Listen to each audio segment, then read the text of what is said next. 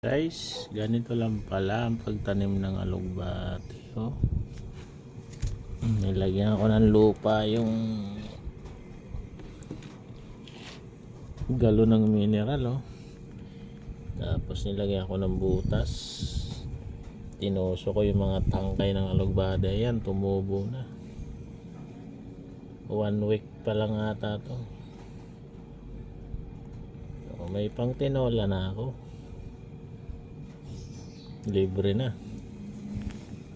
alugbate.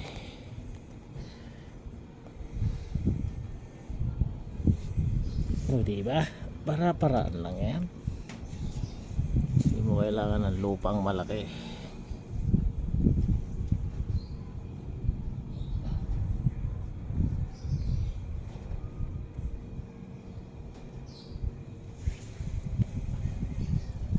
Libre na to.